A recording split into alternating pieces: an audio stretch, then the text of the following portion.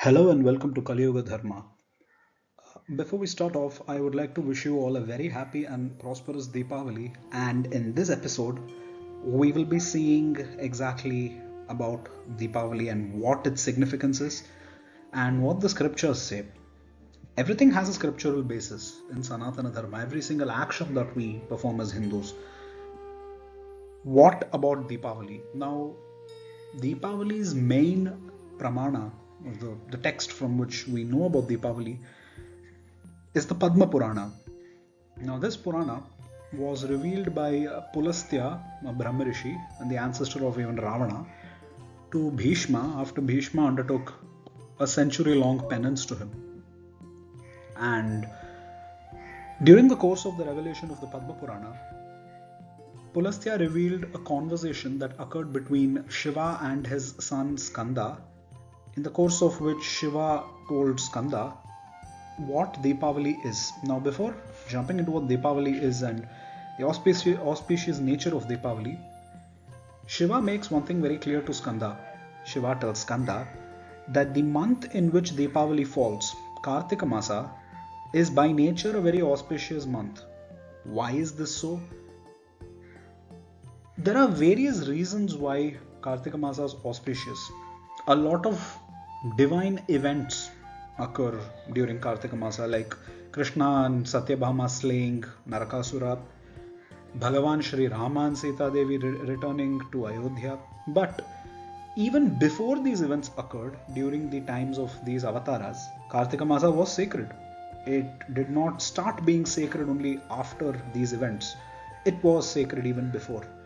In general, we take it for granted, as Shiva says to Skandadeva, that Karthikamaasa is a time which Shri and Narayana considers to be a time when he and Shri would come in various forms to Bhuloka, and that's a time that they want to be recognized as holy, and they want humans particularly to undertake various activities during that time to reap various spiritual rewards and wash away their infinitely many past lives' sins. In general, Karthikamaasa is a time when one can perform any spiritually noble deed and gain magnified fruits thereof. The Ekadashis of Karthikamaasa are extremely auspicious in that if you do it properly, if you do the fast properly, your Pitraganas particularly can even gain Vaikuntha Gati. So if you want to help your forefathers who are lingering still in these worlds, you can help them by doing this.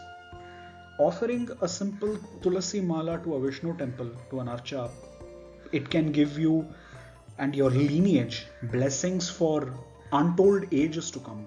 Blessings that vary from the members of your lineage gaining Vaikuntha Gati, to your ancestors gaining Vaikuntha Gati, to all kinds of happy and prosperous and spiritually uplifting events occurring for the members of your lineage. This can just keep repetitively happening by just offering a Tulasi Mala to an Archa in a temple. Now, the way to offer a Tulasi Mala, simply put, is you string Tulasi leaves to banana fiber and make a garland out of it. And you can offer it in any Vishnu temple. And for that simple act of devotion, these are the fruits.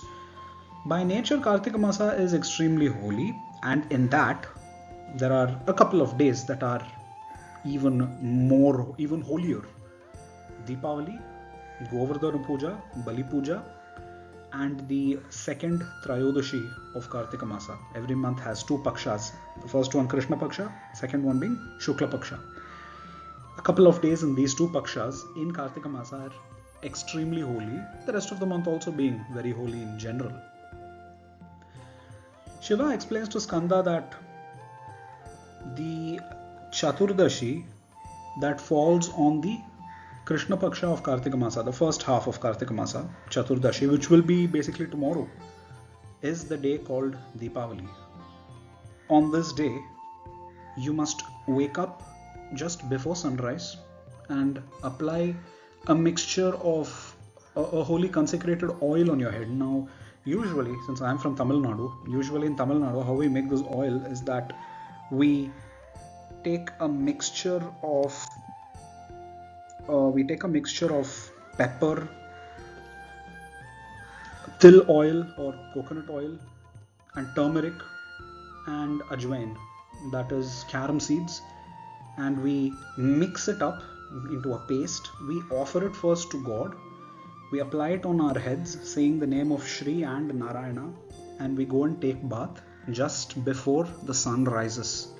And while bathing, you recite a certain shloka that Vishnu wants you to recite to honor Yamadeva.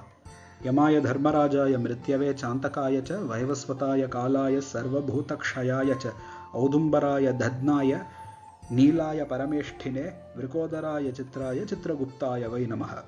As you bathe, recite this. And if you're able to get access to any of these flowers, Apamarga, Tumbi, Prapunnata, Vahvala, these are the Sanskrit names. I do not know the regional names of these flowers, so I'm just giving it to you right from the Purana. I'm sure if you ask your elders in your own house what you call these flowers in your language, you will be able to get these flowers. They're actually plants, they're not flowers per se, they're plants. You gotta break these plants into small pieces, and as you are bathing and reciting the aforementioned shloka, you sprinkle these, you rotate these plants with your hand, the pieces of these plants with your hand above your head, around your head, you rotate it around your head and you sprinkle it around yourself.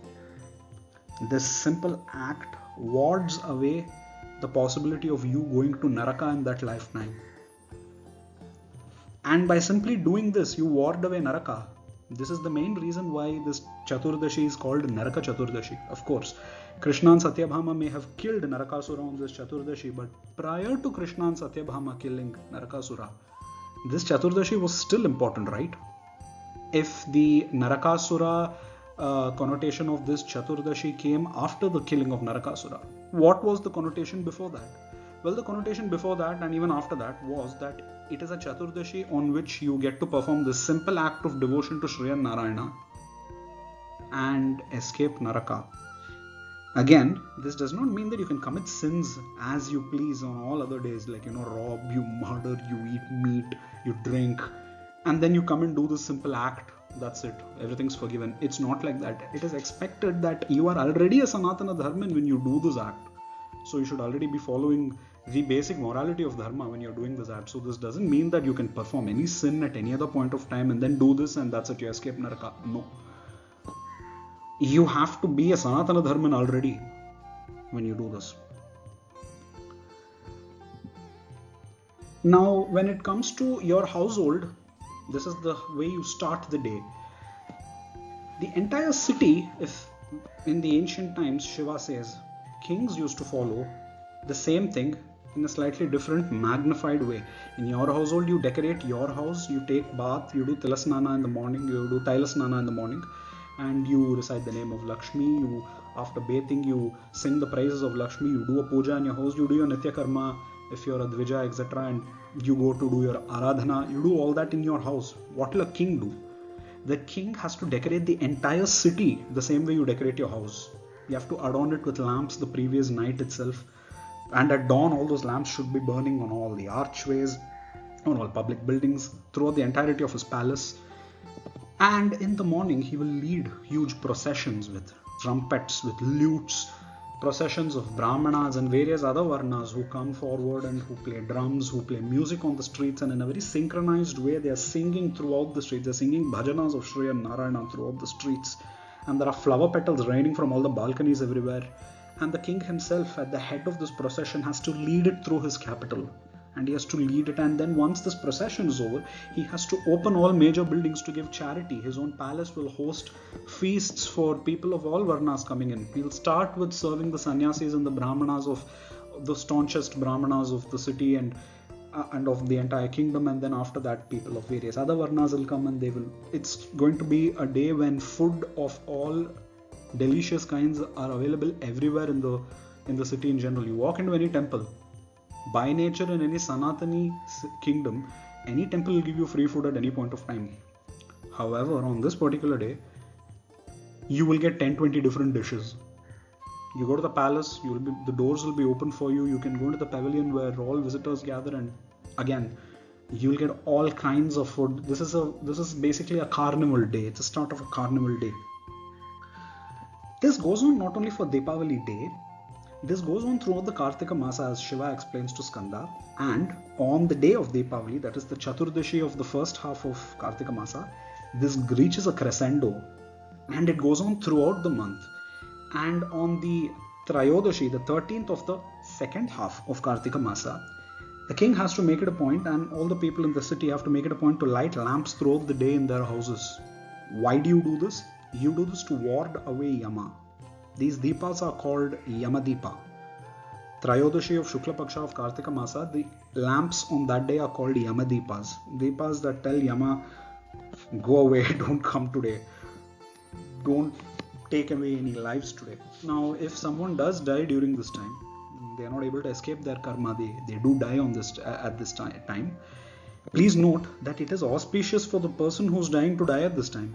While you ideally don't want to die, if a person dies at this time, it is still auspicious. You win either ways. If you don't die, long life. If you die, you get greater lokas, because this is an auspicious time in general.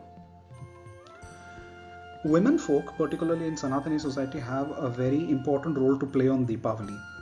They start the day by, after taking their Taila Snana, they and the men of the house have to sing praises of Lakshmi to awaken Lakshmi. And if you do this just before dawn, Lakshmi stays in your house for the entirety of the next year, giving you all kinds of happiness. It need not be just a heavy bank balance. Simple pleasures. People stay happy in your house.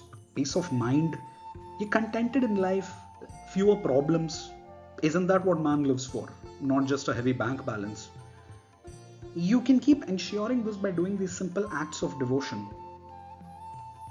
Brahmanas on Dipavali day particularly perform special homas, and they are supposed to open all the temples for people to come and receive the prasadas of these homas, and you're supposed to make offerings to temples on those days, whatever you can offer to God on that day, which will be again redistributed among the people as charity.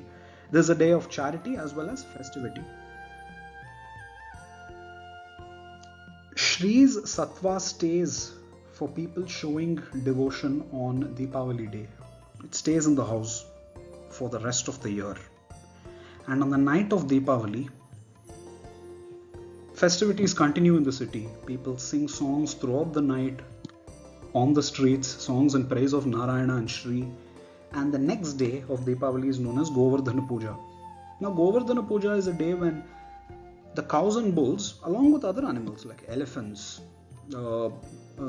buffaloes, they are decorated, they are decked up, and they are paraded in elaborate processions with music, and they are fed all kinds of delicious fruits and vegetables, and they are given a day off or even a few days off from any kind of physical labor.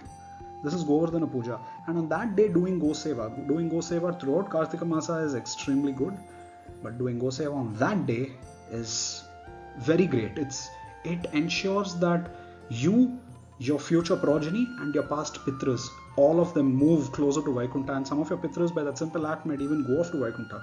We never know. So taking Govardhana Puja seriously is also a part of Dipavali. If you look at it, Dipavali is not just one day, it's a couple of days. But one day, the Chaturdashi of the first half of Karthikamaasa, that's the day when it reaches its crescendo. The king of the land on this day, he organizes even military parades and cultural parades like the ones that we have on Republic Day today, where you have units of the army decked up and decorated and marching on the streets, as well as cultural performers, dances, song fests, etc., following the military parade. And then in temples and in community halls and in dance halls and even in the palaces, gathering halls, the rulers of the land, the noblemen, the princes, the governors, the king, they organize dance fests, song fests, music fests, theatre. All of these, by the way, will have only a dharmic theme, enacting plays, recalling the lives of past avatars of Vishnu and Shri, past Bhagavatas, singing devotional songs. Remember, these are not rock music fests, these are all devotional music fests. This goes on throughout Govardhana Puja day. And on the night of Govardhana Puja, there is a very peculiar rite that may be performed. Without keeping any articles for gambling and wagering, you can play the game of dice just for the sake of the game itself. Shiva says that he and Parvati have the habit of doing this, and when they do this, On this particular time, Lakshmi comes in a special form and lives among cows, and the cow form of Lakshmi rains blessings on everyone who do go seva. But when you play this dice game at night without wagering or gambling anything, in exchange, without doing the gambling in the same way that it's done in the casino, when you do it just for the sake of playing the game itself, Lakshmi's blessings specifically come and hit you, and it offers prosperity, it is said by Shiva, to whoever wins the game of dice. So, what about the loser? The loser, he will also benefit because he is anyways performing all the other rites of the day. The winner, he is supposed to get a lot of material, spiritual, social and mental prosperity throughout the given year. It's not a must to play this game, one may do it. This is just something that used to be done in the ancient times. You don't sleep that night. You light lamps, you play music, and the following day is something called Mahabali Puja. Now, Mahabali is not worshipped only during Onam time. Vishnu made a promise to him that even during Dipavali season, he will be worshipped and he has to be revered by people. So, on the night of Govardhana Puja, a statue of Mahabali is made in the middle of the hall using clay. This was done in ancient times. It's barely being followed today. Flowers, particularly the lotus flower, is offered to that statue of Mahabali, and the shloka is sung. Baliraja namastubhyam virochana suta prabho bhavishyendra surarate pujeyam pratigruhyatam. I'm sorry, in this shloka there is a small typo. It's written virochana suta. Remove the amatra in it. I did not check it when I was writing it. Baliraja namastubhyam virochana suta prabho Bhavishyendra surarate pujeyam pratigruhyatam. Because lotuses are offered to Bali, it's called the Kaumudi festival, when Kumuda, the lotus, is offered. And a particular Vaishnava Rakshasi presides over the Tithi when this happens, and Bali Puja continues into the next day. You make flower offerings now and then, and you sing, and you offer all the food to the statue of Bali that you have consecrated in the memory of Shri and Narayana, because remember, we as Sanatanis ultimately worship only Shri and Narayana.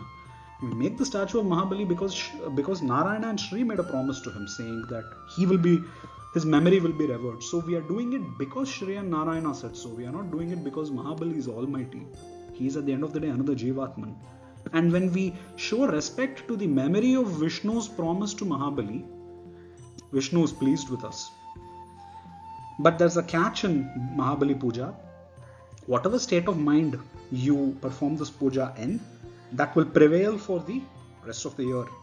And therefore, Shiva's advice to Skanda and to all of us is that you better be happy during the Dipavali, because whatever you do during Dipavali, that's going to prevail and dominate over your state of mind for the coming year.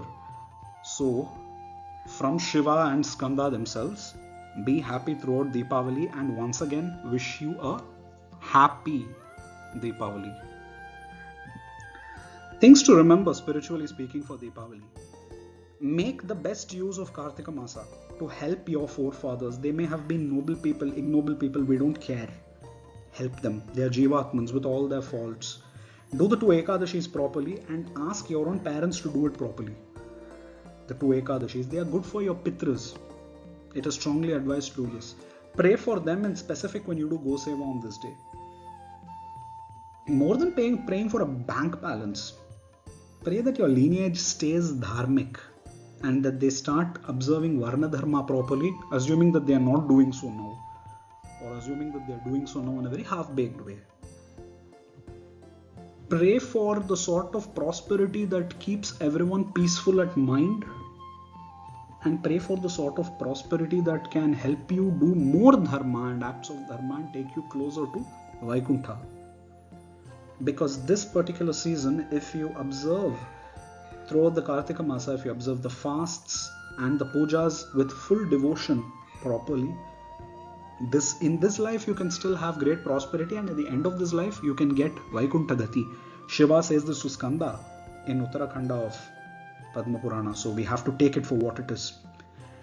Do not forget to perform Go Seva throughout this month as regularly as possible. Try doing it particularly on Govardhana Puja day and on Dipavali day.